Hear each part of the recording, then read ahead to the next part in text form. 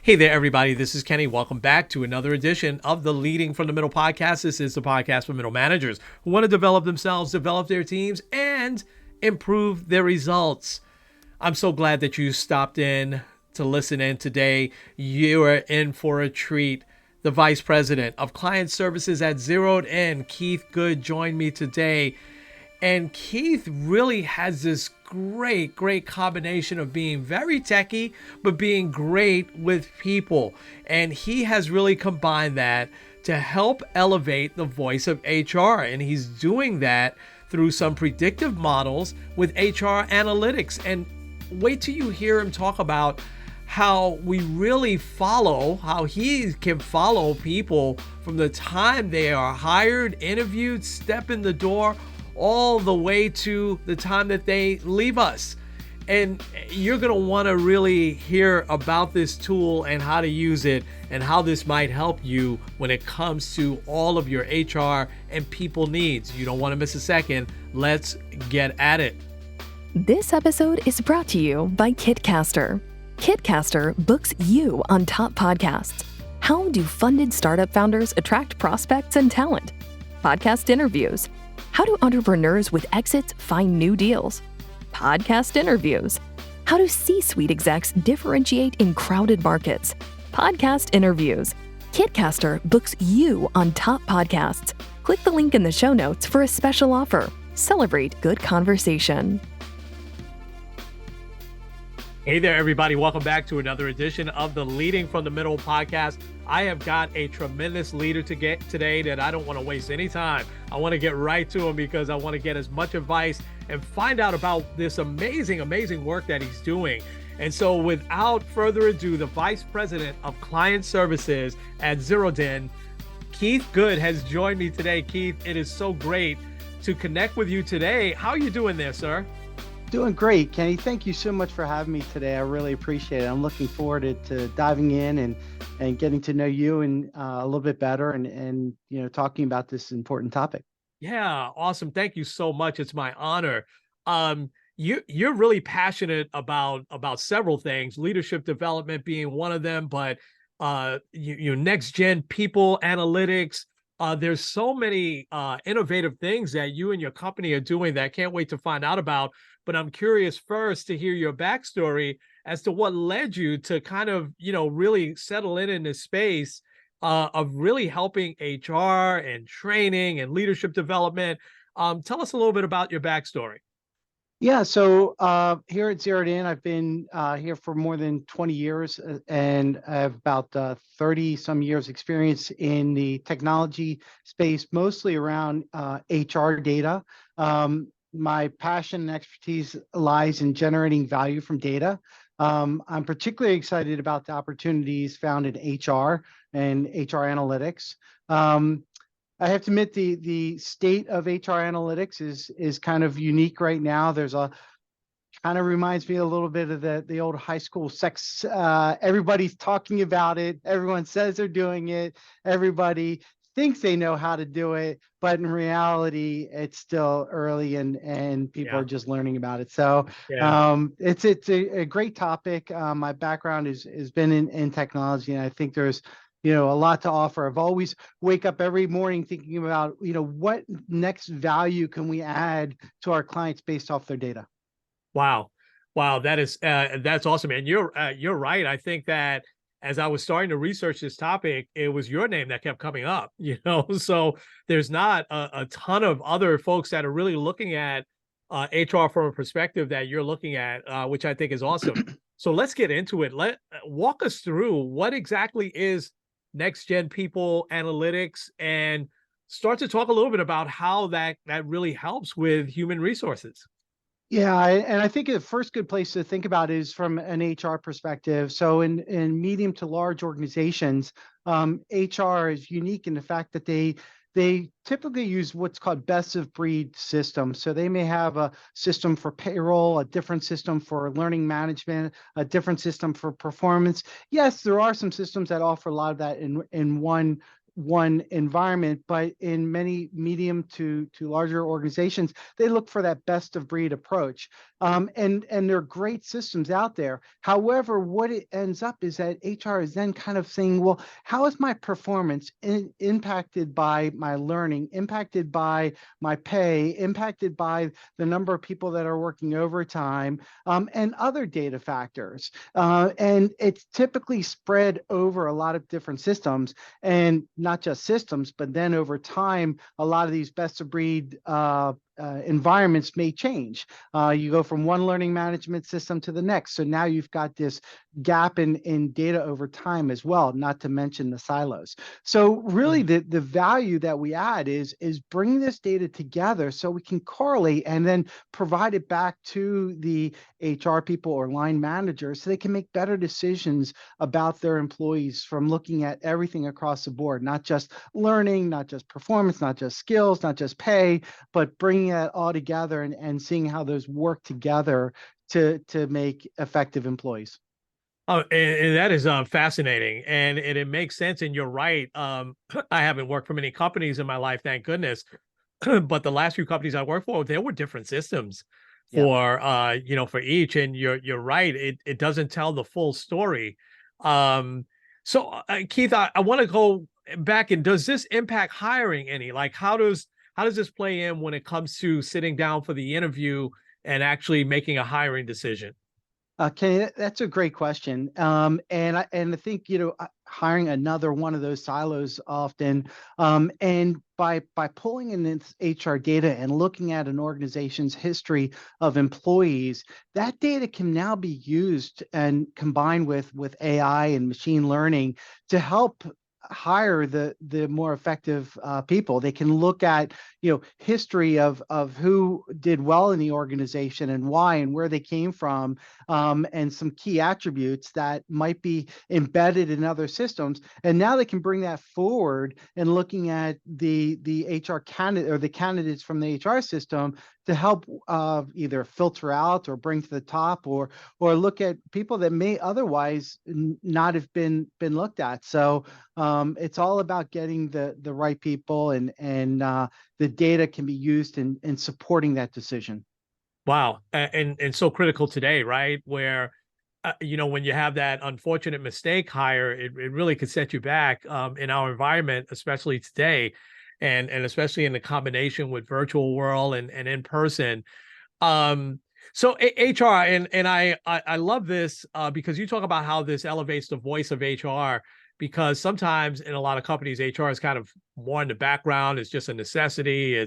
Or we tend to think that, or we go to them when we have to fire somebody, but you really want HR with what you're putting together here to be at the forefront. Talk a little bit more about that.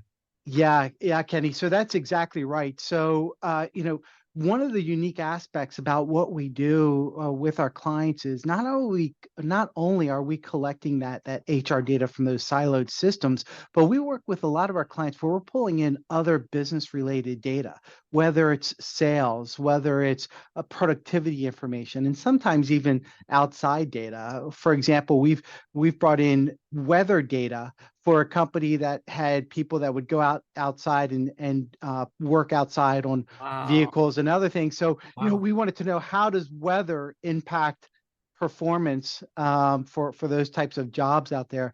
We even had clients in the retail space where not only are we pulling in hours and pay and learning from an HR perspective, but actually sales all the way down to the product SKU level sales. And from a retail perspective, we can even pull in a key measurement called shrink, which is the loss of inventory, and then correlate that to whether it's distribution centers or salespeople. One of our retail organizations were using that to make. Then they were looking at their employees and the productivity of the employees, and then giving the ones that are higher level of productivity better time slots to work, and that equated to a huge savings, a huge increase in revenue that they were able to account for. Now the HR people are able to bring that back to the meetings that they're having with the head of sales or the head of productivity or the head of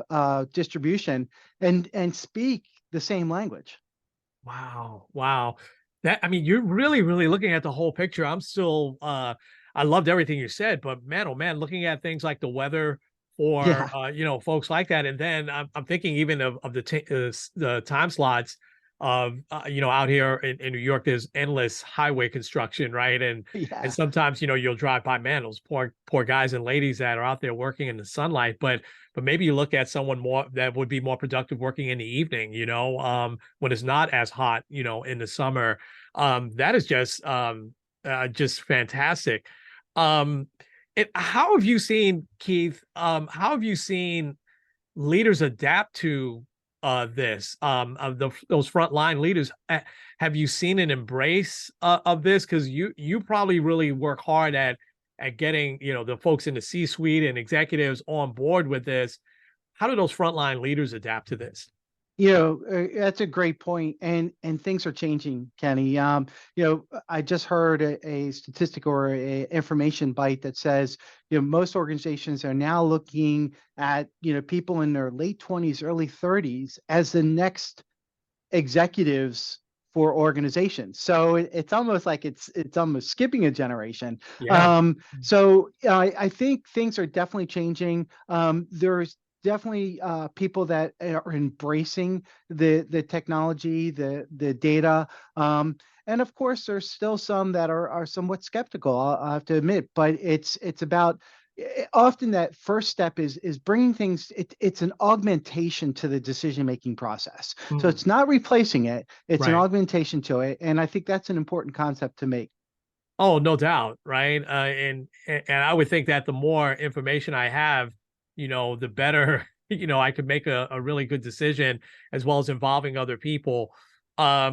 It's so interesting. We were talking about before we got on the air here, we were talking about a common name that we knew from the world of politics here on Long Island. And I watched a video where the city of Detroit and their government was looking to come on board with you guys, and the folks that were they were totally sold. The folks that presented this, Wasn't that a to great video in it's a front of the city council? I loved it. And Keith, talk a little bit more about that because this is so wide ranging across all industries. And you think about a government industry really looking at having their people be as productive as possible and really want to creating a space for them to be there for a long time as well, employee longevity and bringing down turnover. Talk a little bit more about that as well and how this really spans across a lot of industries.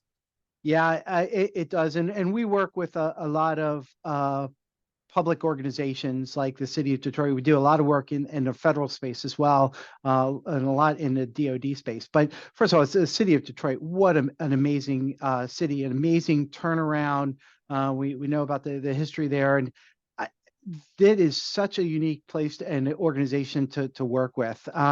They're really embracing the historical amount of data that they have. From an IT perspective, yes, there's definitely challenges with the data, and there's a lot of effort there. But there's also a lot of energy behind looking at that and getting value from it. One of the unique things that we've are doing with them now is that is fairly common in municipalities and organizations. That's a little bit different from private organizations is we created a measure called turnover savings. So in the public space, a lot of organizations, they budget for a year of positions. And a lot of times that's done in finance, and it's done often in a spreadsheet. And they don't actually put people in those positions. They're just identifying the position. And that's coming from a finance perspective. Then they Mhm. throw it over the fence to the HR organization that are dealing with people that are moving day in, day out from one organization to the next, from one job to the next. They're bringing in people, their people are leaving. So marrying up that budget data for the year and the actual turn and churn of employees is quite a challenge. So we've been able to accommodate that. And again, there's no common unique identifier between the two. So we've had to build that out. And now it gives the city a better look at from a month to month basis, a quarter to quarter basis. What are our empty positions? What are our filled positions? Where are people that aren't in a budgeted position? And then on top of that, they can look at those changes throughout the year and and say, well, we budgeted X for this position, but during the year or during any given period within the year, that position was empty.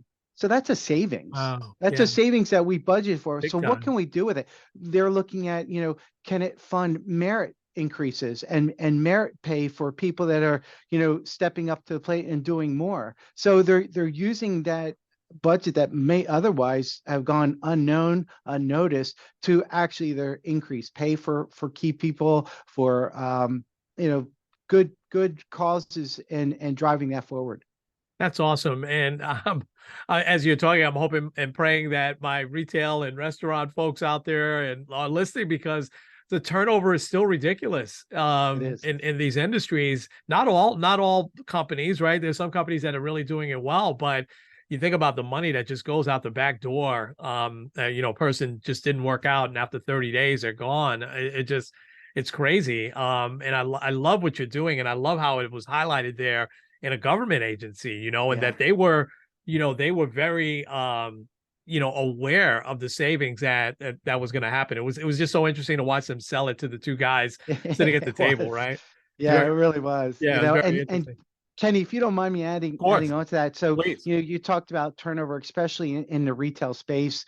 In a lot of analytic systems out there in HR space, will tout, a key element called flight risk. It's the ability to determine or to predict who might be at risk of leaving an organization, because we know, and especially in retail, when there's people, you spend money to bring a person on, you spend money to train them, and then they leave and you're back to square one. And don't forget, there's an opportunity cost, especially in the sales space. Where are those people that you just trained going? Might be going to a competitor. So, there's a lot at risk when a person leaves an organization. And so, predicting values isn't a new thing. There's always been models out there statistical models to help predict values. And we've are able to use some new machine learning algorithms that have won awards for other types of predictions. And we work with our clients to determine, every organization is different. So we look at working with them and say, well, what factors do you think impact turnover? And then we will create a model and we'll see, okay, well, are those the right factors? And using AI now, here's what's interesting, is that every prediction is unique in the fact that AI learns from the data and says, oh, well, I've got someone that has these features, these elements. So I'm going to use statistical methods based off of learning from the history or decision trees, and then using a statistical method to come up with a prediction. So what that means is that every prediction is fairly unique. And we use this algorithm in retail space, where in the retail space, you have, very high turnover in, say, stores and distribution, but in the corporate office, it's a fairly normal turnover, very low turnover. So a lot of organizations in the past would do two different models, one for the retail people, one for the back office, and maybe one for distribution. So having using an AI model lets you use one model, and it learns that, oh, well, this person's in retail, so I'm going to look at these features, and it will determine a prediction. So you don't have to break the people into different models. The machine learning starts learning about each record, and then we take that a step further, because as an end user, you're saying, yes, I see that you predicted this person to be a potential flight risk. Why? And a lot of systems stop right there. They say, well, we just, looked at all this data and this is what it came up with. So we've created what we call explainable AI that takes any prediction and it takes it back through the model and says, well, for this person, it looked at how many times they were demoted, how many times they had a pay increase, how far do they work from the office, as opposed to another person that it uses different features from the model to come up with that prediction. So that helps the person that's looking at the manager looking at a person that might be a high flight risk to say, hey, I noticed that, you're commuting awfully long. Maybe there's something we can help you with that to keep you to stay. Versus, another person says, we see that you haven't had a promotion in a while. Maybe you need a higher level to keep you to stay. So it's using machine learning to perform managerial tasks quite differently. Yeah, I'm so glad you. That was going to be my next question. You answered it beautifully, and I'm so glad you said that because I think this is a big difference in what you do.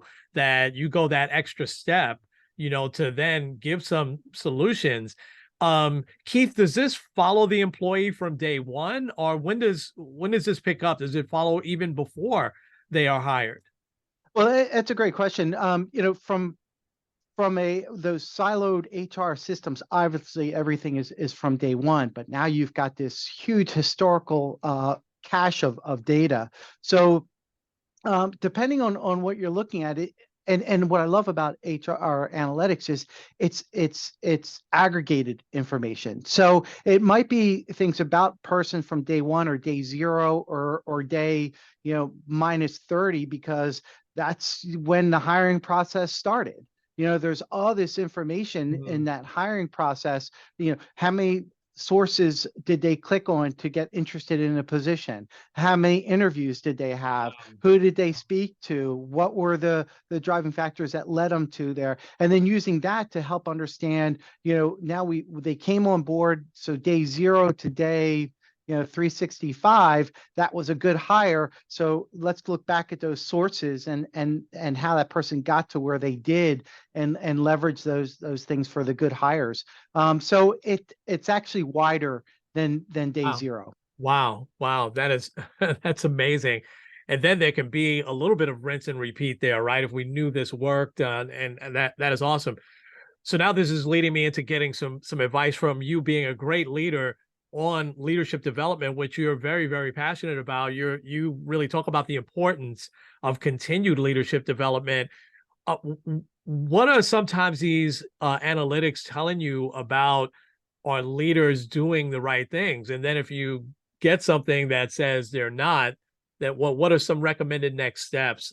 So I guess what I'm asking is, what does this tell you about leadership development and where we need to be?